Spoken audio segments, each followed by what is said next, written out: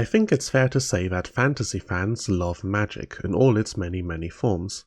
From the grand spellcraft of high fantasy to the festering curses of dark fantasy or the whimsical magic of fairy tales.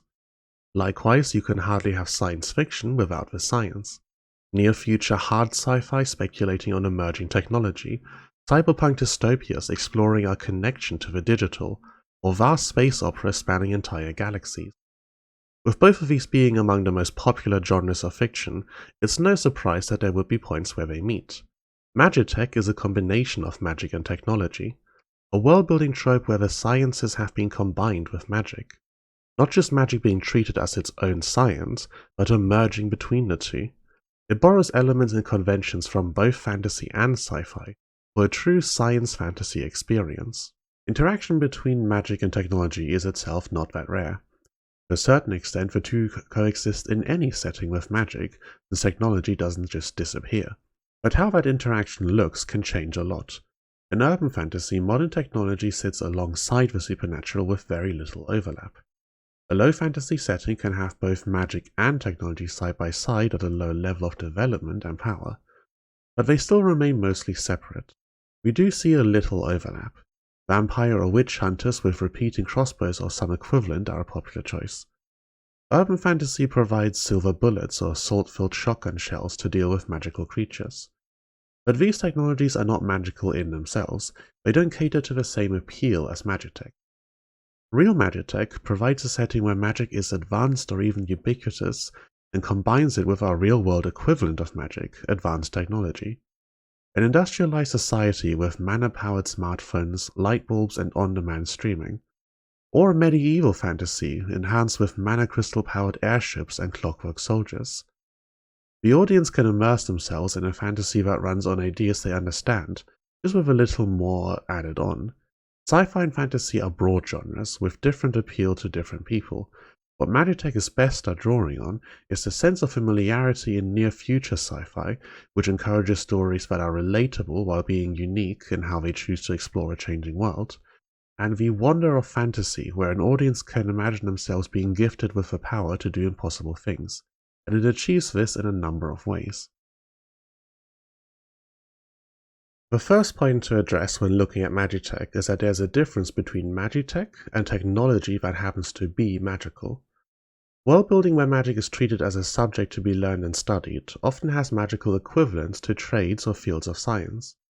Magical specializations like enchantments, magic circles, or alchemy.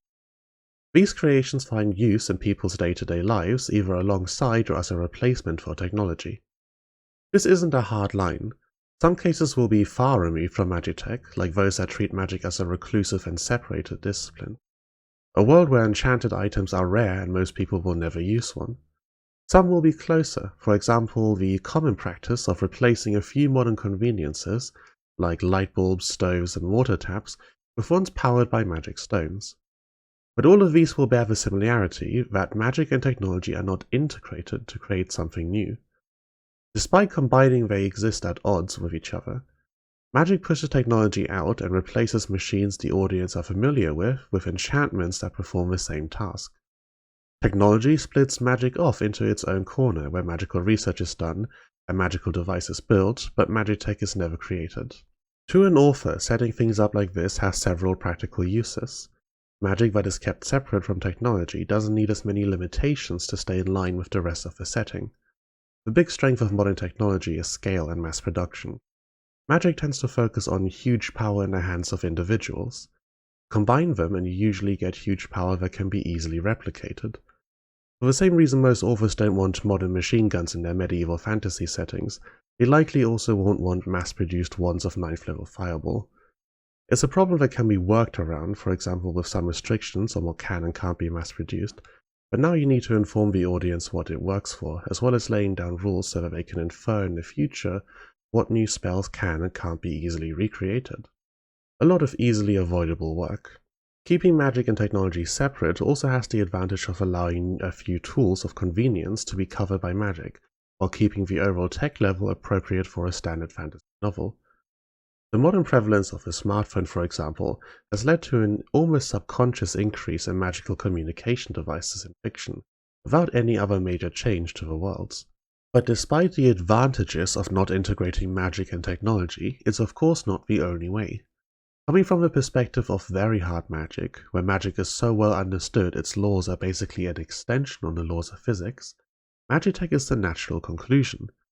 Magic is so reliably accessible that it's easy to integrate it into everyone's lives, even if they're not all spellcasters themselves. In a softer magic setting, Magitech can actually serve to help maintain the mystique and blurrier rules of magic by separating accessible and widely available Magitech from the magic cast by people.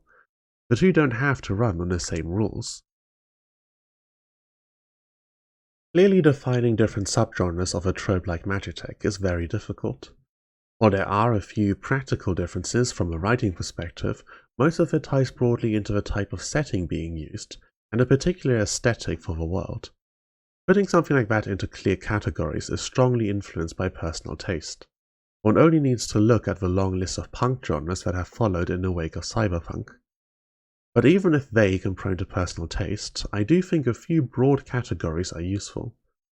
For Magitech, I consider there to be four major styles.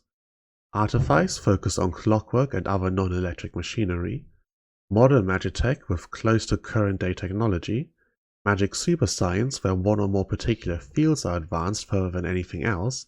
And magic sci-fi. Artifice might be the most recognizable of these. Major fantasy franchises like Dungeons & Dragons or Magic the Gathering both feature artifices in their works. The entire aesthetic is centered around something akin to low-tech steampunk. Lots of clockwork and gears, intricate and detailed metalwork, and a lot of designs that draw on nature. It's the fantasy trope of medieval stasis applied selectively. The world hasn't progressed in the same way the real one has, and much of society remains the same, but dispersed through it are technological and magical wonders. It works very well to make magic accessible without the author needing to make everyone a mage. It also lets magic remain a deep and complex subject without closing it off from the average person. In the same way few people are mechanics but many have access to cars, few people need to be mages for many to have access to clockwork automatons. This is very useful for world building. Fine-tuning technology is a great lever when designing societies. If an author, for example, wants a society where skill with magic is highly praised, and is also designing a fantasy race with low physical abilities, two traits that are often paired, then Magitech that can be widely produced to make up for a lack of strength, but is still a specialized skill worthy of praise, is a great answer to how such a society came to be. The second style, modern Magitech, is the simplest to implement. It basically replaces electricity with mana. Magitech replicates much or all of the functionality of modern technology, with a few convenient additions for things an author might wish were possible but aren't. For the sake of storytelling, it has a lot of overlap with sci-fi that introduces only a few low-power new pieces of technology. Both produce a familiar world to the audience while letting the author put a twist on things that plays into the story they want to tell. Magical superscience is probably the vaguest of these categories. Depending on the world-building choices made, it could fall under any of the other options. It refers to Magitech that is highly specialized in one field. A common pick is either engines or biology. Magitech vehicles like trains and airships are a few options. Airships in particular are rightfully popular, and Magitech is just one way of including them in a world. Biological modification is something that has shown up in fantasy many times, but has changed as the real world has. With knowledge of biology, like anatomy and DNA, becoming so much deeper and more widespread in the modern day, naturally people's perspectives of magic affecting it has changed. Readers often feel that magic should come with a cost. Where before changing a body with magic was simply an impossible thing magic could do, now the average person understands how complicated a body is. Reshaping it with a thought feels overpowered. The emergence and growing popularity of bioweapon aliens in sci-fi like Zerg, the Flood, and Tyranids, or the titular alien from Alien, has brought the idea of genetic modification as incredibly powerful to the forefront of people's minds. Magitech reflects that in biomancy, like the Simic Combine in Magic the Gathering. There's an expectation that something so complex and powerful must be difficult to study and understand, and that expresses itself in magical superscience. The last aspect to consider in Magitech is magic that heavily interacts with technology but isn't tech itself. Magitech designs will often favor one side over the other. Magically animated constructs and mana-powered airships are often more magical than they are technological. The principles the machines work on are supernatural. Meanwhile, a magic smartphone or car will often use real-life designs, with magic simply being a fuel source. Taken to its extreme, this results in something that barely fits under the label of Magitech anymore. This design space of a trope does have room to explore some aspects of it better than others. I mentioned earlier that Magitech fuses the way sci-fi user familiarity to ground an audience, thereby enabling the author to more easily introduce outlandish elements, with fantasy's stimulation of the audience's imagination, when they can picture themselves granted the ability to do impossible things. By having Magitech that is strongly focused on either the magic or tech side, you can focus on one or both of these elements.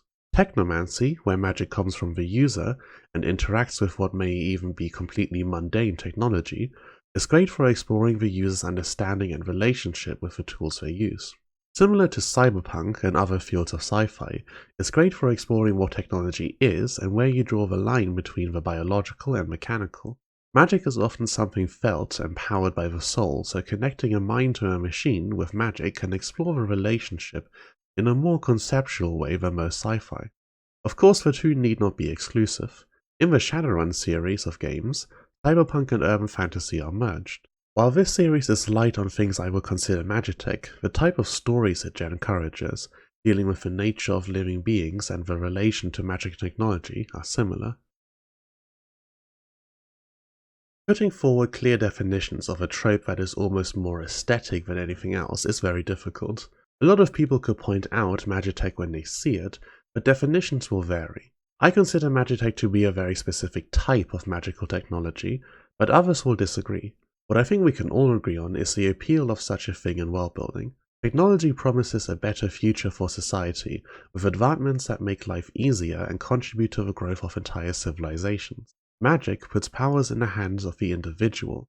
It lets a single person change the world through sheer personal strength. In Magitech we find both of these in a way that can be difficult to replicate otherwise. It's a unique piece of world building and one I highly recommend to people.